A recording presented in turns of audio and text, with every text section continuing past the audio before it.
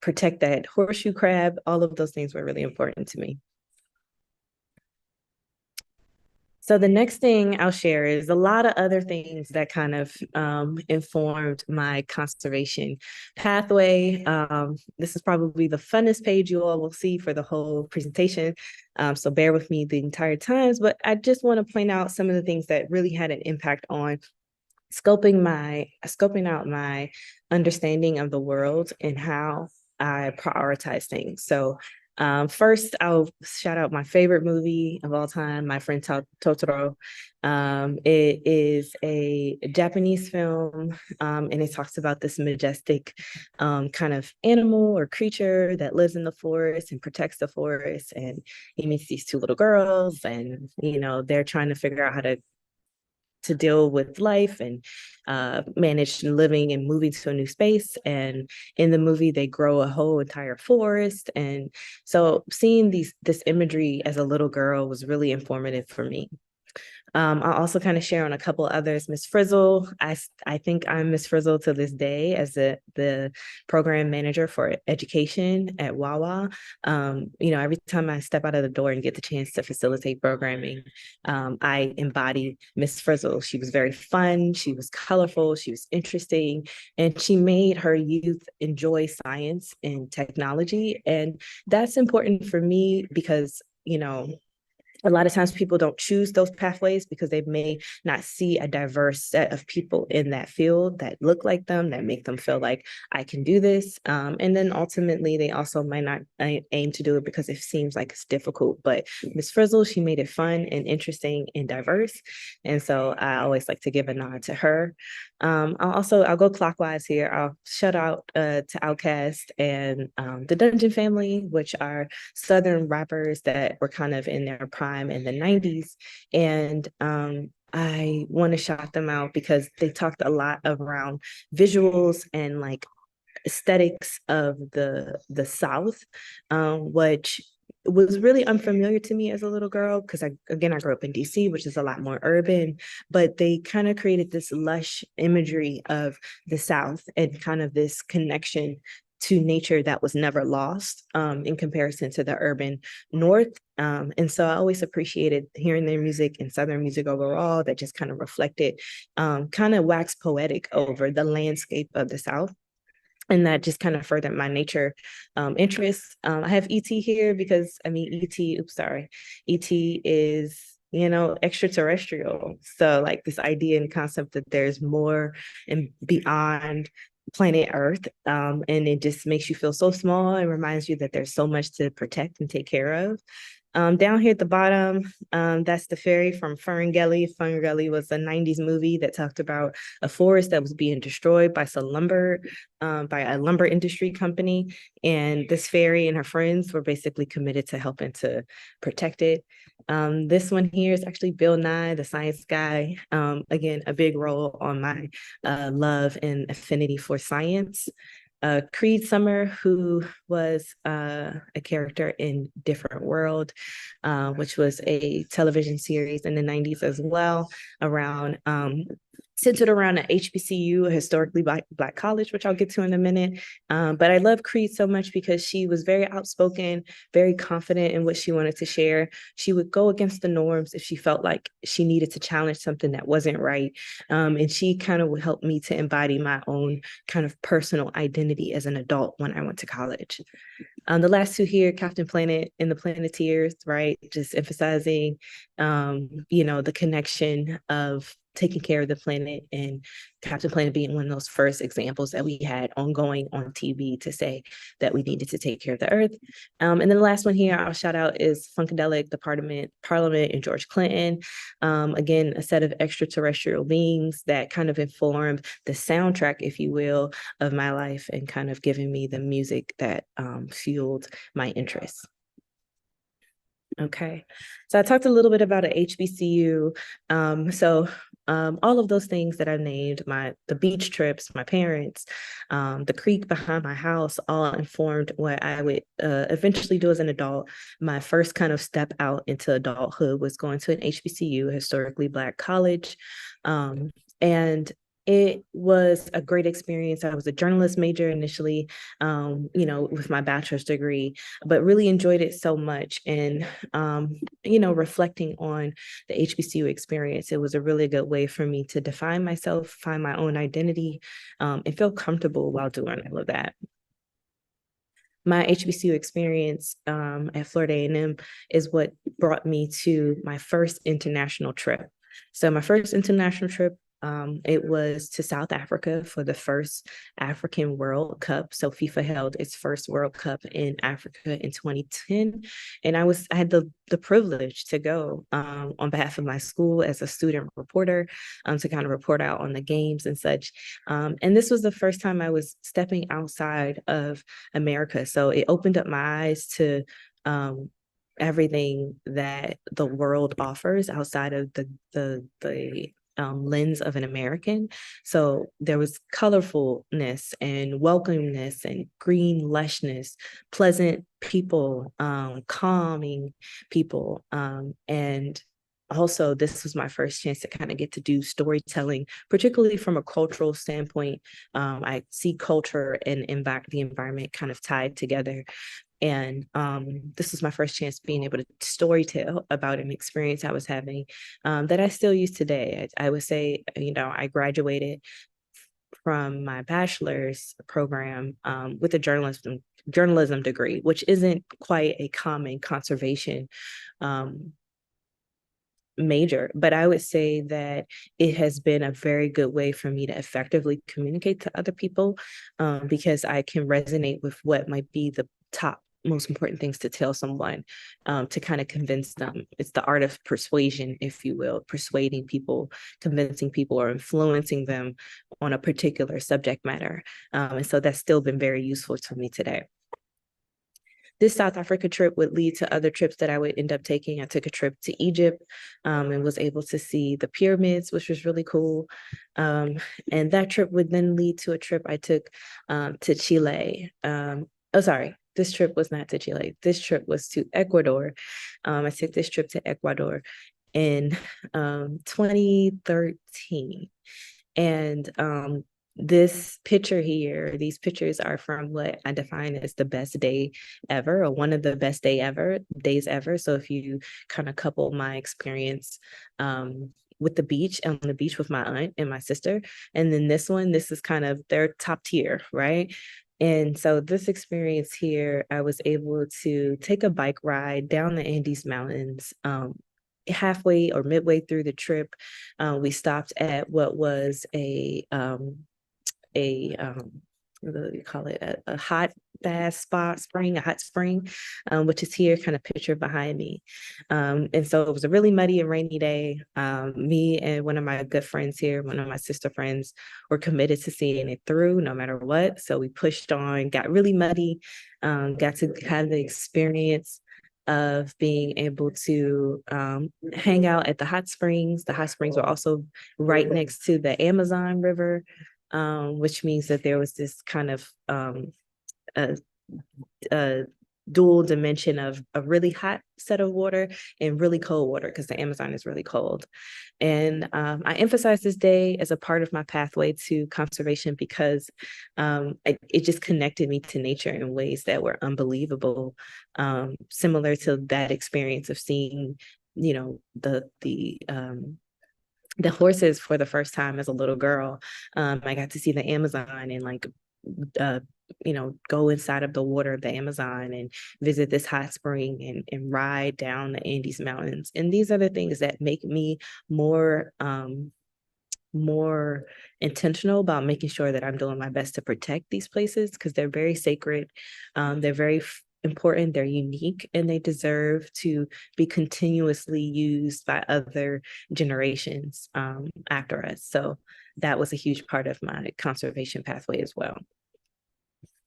The next thing here is I'll talk about Fort Negrita. So a little bit before I went to Ecuador, I actually started a blog. So at this time, it was maybe about 2012. Blogging was a little bit full form blogging. So we might know blogging from maybe Instagram nowadays or even TikTok. But prior to that, blogging, a lot of it was emphasized on websites. And so I created a website called Fort Negrita, and I started talking about initially I was just talking about how to recycle, very standard kind of eco tips. But then I was put onto the zero waste lifestyle and wanted to commit to the zero waste lifestyle. I felt like it was the most honest way to kind of really embody environmentalism as an individual.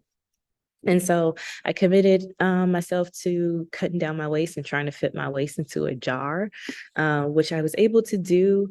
Ultimately, here I am with my jar. That first top right picture is me, where that jar represents about 13 months of trash. So in those 13 months, I had figured out how to buy groceries, eat food, travel, uh, shop, buy clothes, all without contributing to a huge amount of trash. And the biggest way I was able to do that, some of the biggest ways was being able to compost and recycle a lot of things. And then what didn't go in there would go into my little tiny jar. Nowadays, I think that that approach to zero waste is very challenging, and I think it's almost a bit of a privilege to be in that practice. I ultimately could not uphold the practice of putting all of my trash into a 32-ounce mason jar, because I it was financially just unaffordable to do it. And ultimately, what I opened my eyes to was that, what does it look like if it's just more accessible to create material banks in lieu of landfills? So, landfills is typically where all of our waste goes. It's really just a big hole that just gets filled and filled and filled until it gets, overfilled or becomes a mound, basically. And then we just put dirt and sod over top of it and then build and dig another hole. There's something very unsustainable about that practice. And so I think ultimately one person can fit their trash into a jar, or we could effectively figure out how to create systems and infrastructure that help to make waste obsolete, right? So end waste. How do we end waste and end trash overall? And it's by creating material banks where instead of materials, or, after you're finished with something, it being deemed trash, it's deemed a commodity or a material that can go back into a system, be remanufactured to be utilized again. In my whole zero waste mode, I will also do a lot of beach cleanups. I don't remember where I am in this picture here doing a beach cleanup, but here I'm actually in the Bahamas doing a beach cleanup. So just kind of taking on the role as a zero waster and continuing my efforts, as I told you, as a custodian of the earth. All of these practices were important to me. And then the last picture here is actually me hanging out with some old computer monitors. And so one of my jobs when I moved to Atlanta, I was a recycling manager for a nonprofit that would recycle hard to recycle items. Hard to recycle items are things that you can't typically just throw in your trash can. You usually have to find and identify a place to throw those things out. And so this was one of my first jobs. I thought it was really cool because, again, you can see I just got to hang out with very antiquated things that we used to depend on as a society. It helped to open my eyes to see like what things were kind of typically unuseful to people, because I would see them come a lot to this location. So computer monitors being one of those, especially those really big, thick ones, they were pretty much going out of style at the time that I was working here. And so I would see them a lot coming in.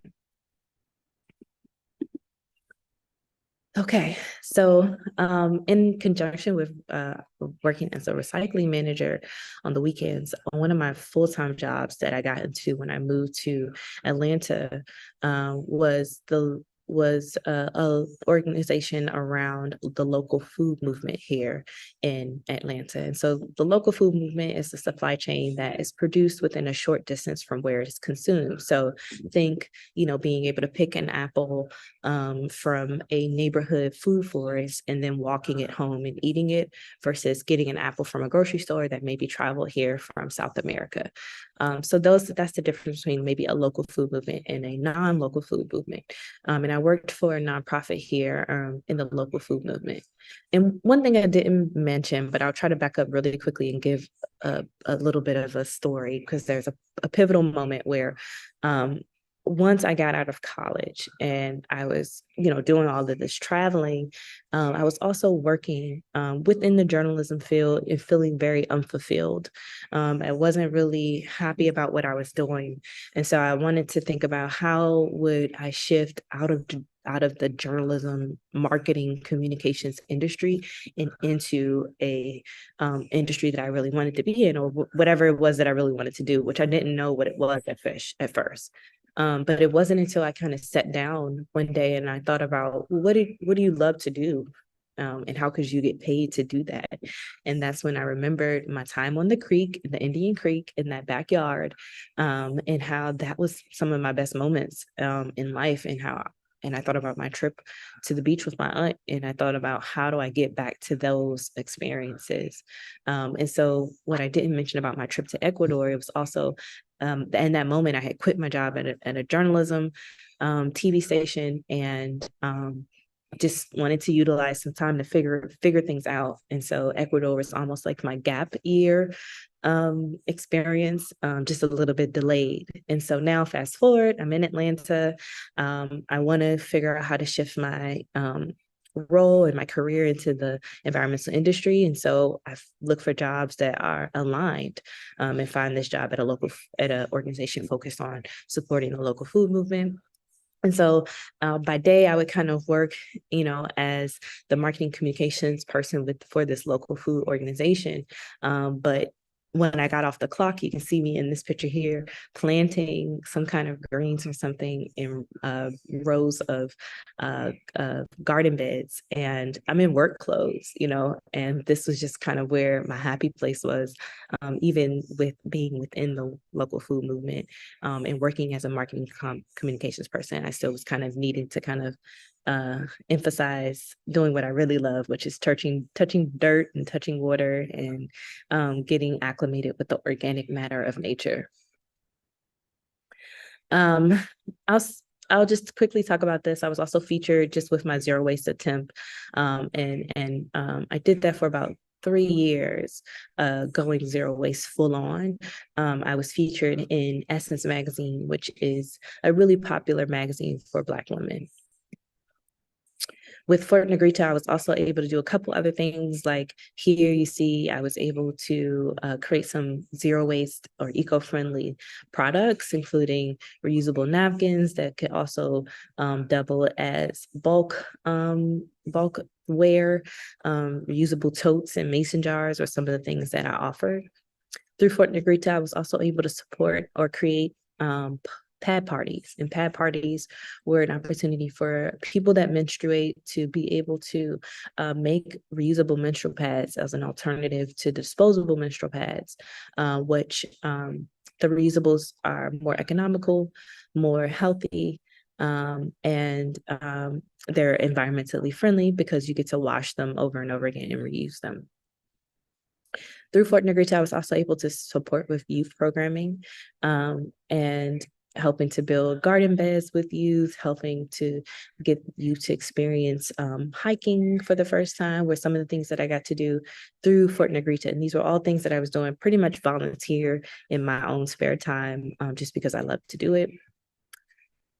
I was also able to travel to Haiti, and take the pad party with me, where I was able to make reusable pads, and then have community members that needed them to be able to take them home and use them as an alternative to disposable wear as well.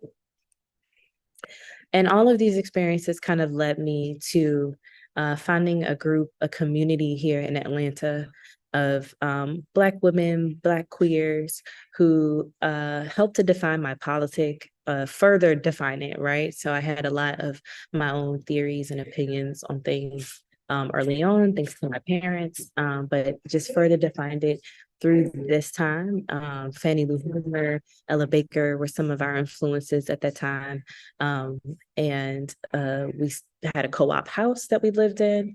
And this was a great alternative to kind of living solo and utilizing a ton of energy by yourself. You kind of combine it with other people. Growing food was a big part of our work. And just, recognizing this experience as something that really helped to further shape my work. And then also this experience that I had with gathering this Atlanta family, encouraged me to go back to school as well, to start thinking about systemic change rather than individual change. So as an individual, I was doing really well at, taking care of the earth. But what was most important was figuring out ways to make caring for the earth more accessible to all, that you didn't have to be someone that carried a reusable water bottle or had fit all your trash into a mason jar to make it happen. I wanted to figure out how to support that on a system level or systemic level. And so ultimately, I started thinking about things to kind of add to my politic. One of the things that was informed by this kind of furthered politic was custodians of the earth, which is kind of a theory I have of people, everyday people that see and know that the earth requires care, better care from us, and they are actively taking part in that. Custodians of the earth also is a nod to some of the custodial workers, whether it be janitors or farmers, who are kind of on the front lines of doing various protection efforts for the earth. Garbage men are custodians of the earth as well. These people who work what some may deem as entry level or menial jobs, but ultimately their job means so much to our environment by them helping to kind of keep areas and systems clean and clear, helping to provide us with food. And in some ways, sometimes they're the most exploited because of the extraction of our social lifestyle and what it, how it might impact the planet. All right. My efforts around custodians of the earth led me to going back to school. So in 2017, I went to Georgia State for my master's with an emphasis on geography. And so through my geography program, I was able to take another school paid for trip. So just emphasizing, if you can get your schools to pay for your international trips, try. I always do that. There's always an opportunity for you. This was my second trip that I was able to get paid for through a university. This one here, I was a researcher looking at wetlands. My focus on wetlands was looking at trash and trash behaviors and patterns in wetlands. And so I was able to see what was some of the most common habits of wetlands in Chile. And this trip is actually in Chile. I don't know if I said that. But here there were about 12 wetlands that I would go and research and look and basically make notes and collect data about the types of trash that I saw, where would I see the trash, where were the densely located spots of trash. For instance, you can see piles of trash in these two photos. And then I would capture that data. And what I found was that people enjoy nature, but they also have a consumption of resources that don't really have a home other than maybe the landfill. And so a lot of times, especially if you live in a country that doesn't have a advanced waste infrastructure system, where maybe in some parts of town, people don't come and pick up the trash. People will either burn their trash or they'll go and toss it somewhere. And so a lot of what we're seeing is kind of human behavior, but it also exposes kind of just gaps in infrastructure and systems to be able to improve those places. All right. And so my experience in Chile also led to me writing a thesis for my master's program. My thesis focused on the informal waste sector. So I started to think about waste overall, and these custodians of the earth, people who are caring for the earth, or on the front lines of the of environmentalism, who don't necessarily get that acknowledgement. And some of the people that came to mind were some of these elder men who walk around Atlanta, and they may have a cart full of cans, and usually they're taking those cans somewhere to make some money. And in this case, this is one of my subjects for my program, or for my thesis project. And he has a ton of cans. He is a person, or was a person without a home, but he was basically collecting cans to make money and meet some of his, needs, whether it's getting food or getting, something to drink or something. And this experience was very insightful for me, and it exposed me to a part of our waste sector that I never saw before. Was up until that point very invisibilized, where I couldn't even connect with it or understand it. But my thesis helped me to kind of connect more to the informal waste sector, and to value those people that I see who are collecting metals pretty much to go recycle them. Because in essence, what they're doing is they're helping to keep or regenerate our metal system with used materials or used metals, rather than us having to depend mostly on virgin metals or virgin materials, which will be materials that we have to dig up, that is a lot more extractive on the planet Earth than being able to reuse existing metals that already exist on the planet. All right. And so I finished up my thesis, I finished up my program. I was already working with Wawa as an educator, just in my in my spare time in between classes. And I was offered my role that I currently have in the winter of 2020. And so I started February of 2020. This was right before we kind of got into the thick of the pandemic. So, which means that a lot of my work when I first started working at Wawa dovetailed straight into virtual life. So here you see me on the right with this globe. This was my first time doing a virtual program during the pandemic. So we wanted to still be able to offer programming to people during the pandemic. And this was kind of my first attempt at that. And it made me feel really happy, because this moment, you can see me very smiling and happy in this picture. And the reason for that is because I was reminded of Mrs. Frizzle. And so if you think back to that one of those first pages I showed you, and I showed you the picture of Miss Frizzle, and I showed you the imagery of Outcast and Totoro and, Bill Nye, the science guy, like all of this kind of informed this moment. And so though we were in a pandemic and I had just started this job that I had so many ideas about how I was going to connect people to nature through education, a lot of that came to a halt. But nonetheless, it was still a very uplifting moment, because I was really living in my purpose and doing the work that I wanted to do around conservation. And so it was an aha moment, and it may allow me to reflect back on the times when I collected tadpoles in the creek, and being able to be at this place now where the thing that I love so much, the creek and hanging out in the creek, I get to do that and get paid to do it. So going back to that first photo of me kind of standing in the creek and facilitating a hike. Down here at the bottom, this is me kind of helping and facilitating a camp that happens at Wawa. All of those things were all informed from those initial things, my parents, and that trip to the beach with my aunt, and my backyard being set up against a creek, and all of those little movies and cultural influences that helped to make me who I am today.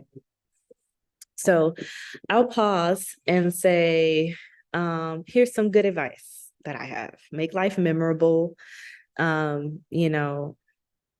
You can see from just the photos that I've shared that I've been to many places and have many experiences. So make it memorable.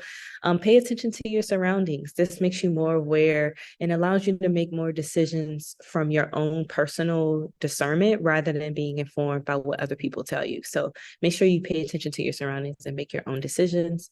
Challenge the norm. what is normal may not be right. So just making sure that you're ready to advocate for what is right, and then staying connected with family and friends. I carried my parents through this entire presentation for a reason. They are very important to me. So I hope that you all have loved ones that have cared for you in the same ways, and that you'll stay connected with them and build on those relationships over time. And so my last question or last slide here is just me, a young person again at the beach. I told you I love the beach. And just I'm asking you, what will your life map be? So that's all I'll share. Thank you so much for listening. Thank you. Thank you. I did not know that you traveled so much. That's so cool. Thanks. Yeah. I haven't traveled as much lately, but love to do it. So when I can, I try. Awesome. Well, I don't know if Sheridan has questions, but I know I have a couple that I'm curious about that I think people might want to know. My first one is that a lot of your presentation was about reducing your waste. And as a young person, if you were like living with your parents or living with your extended family and maybe they don't recycle, or you want to live a more zero waste lifestyle, what are some ways that you can do that?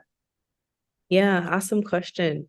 So I'll start by saying your home is your first place to act as a leader, right? And so if you say, if your parents may say, "Oh, well, I don't know about recycling," maybe come up with a couple of like benefits to recycling and like writing it out and presenting it to them so they can, hear you out on why it's important to you.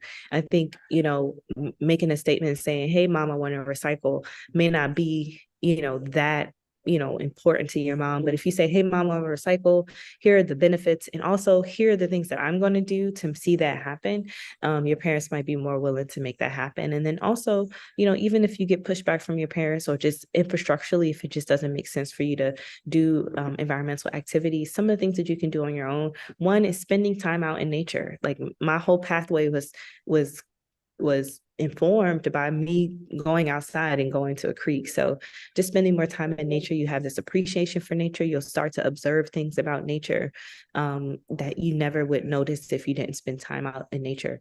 And then also try to figure out ways that you could personally get the things that you want that would help to make you more environmentally friendly. That might mean, hey, I want to save up some money or use my allowance to go get a reusable water bottle. Or, it might be watching YouTube videos about how to become more of an environmentalist, or watching programs like what you're watching now, on how other people have gotten to where they want to be. So those are kind of the low hanging fruit of it: playing outside, making some adjustments as you can with your own personal inputs, and then taking it upon yourself to do more studying, whether that's watching videos or reading things online that help to inform your practices. Awesome. Thank you for answering that question. My second question is, I know that Wawa does a lot for the local community, but can you speak to the opportunities that Wawa provides for young people to get involved in being outdoors or learning about their local community? Absolutely. Yes. So we do a lot of programming for youth. One of our biggest ones is O Academy, which is our outdoor academy program. It's a break camp that's connected to pretty much weeks of camp, weeks of school when youth would be out. So think fall break and winter break, spring break. Those are times when we hold O Academy. We also have O Academy in the summertime as well. And that's a chance for youth to kind of just chill out and do exactly what I would do as a little girl, just hanging out and enjoying nature, observing it. Is That's an opportunity for you to do it. And then other opportunities we offer service projects for high schoolers. So a lot of times service schools need or students need to complete service hours. So we can help you complete your service hours by helping to do environmental stewardship projects. Every second Saturday is one of our go-to volunteer days. And outside of that, you can work with us and plan some opportunities. Other things that we've done with youth, we provide Enviro Explorers Club, or help to support high school and middle school green clubs.